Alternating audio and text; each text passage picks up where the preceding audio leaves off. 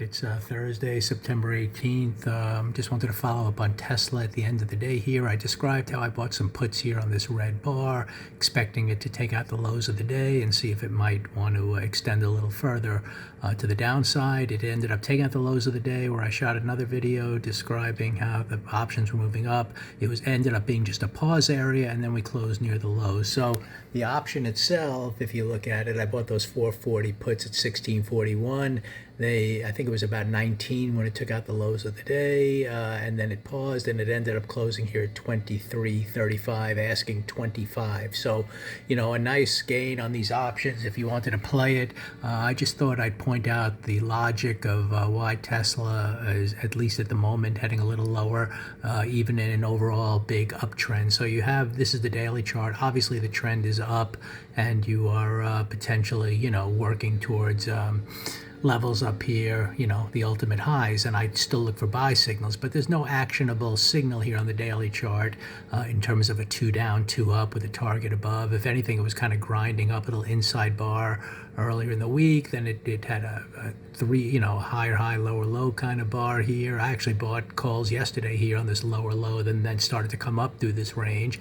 And then today, if we really look at the price action, all price needed to do after that green bar yesterday was take out this high, which it did on the very first bar, but it was a very neutral bar. And then I watched the inside price on bar number 2. Now, if you wanted to play a buy here, expecting to take out the highs of the day, see if we got to the pre-market highs and this strong uptrend would occur, that would be a logical signal. I didn't play that at the time, but if you did, you had followed through to its target, the highs of the day, and you had to watch that first inflection point very closely.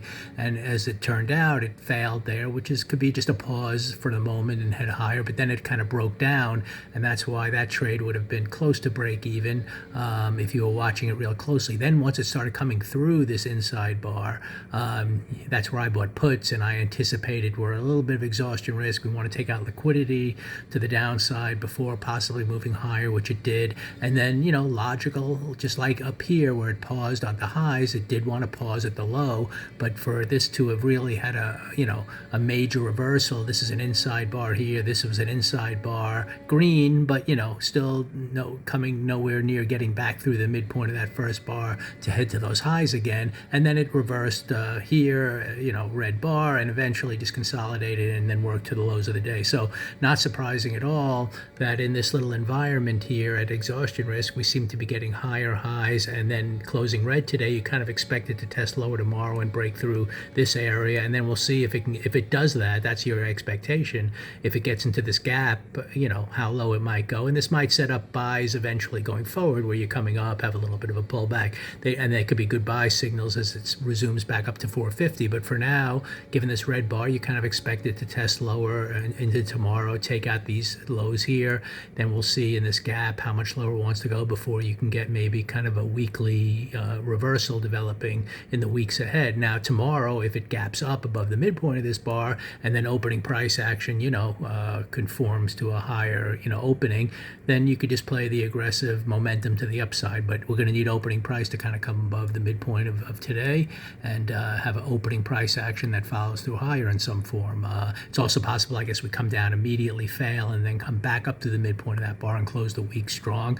But for now, you're kind of expecting a red follow through to test these lows down here. So we'll see what happens in the morning. You never know how price is going to open, but it was pretty logical to anticipate lower prices, just given the logic of, exhaustion risk plus opening price action that failed near its highs and came back through its inside price action to test the lows. And as it turns out, it didn't want to reverse here and resume the uptrend, which means logically it wants to, kind of break through here, get through the midpoint of kind of this whole consolidation in here, which could then take you to these lows. So we'll find out what happens tomorrow, but just wanted to follow up on Tesla and kind of the price action that unfolded for the rest of the day.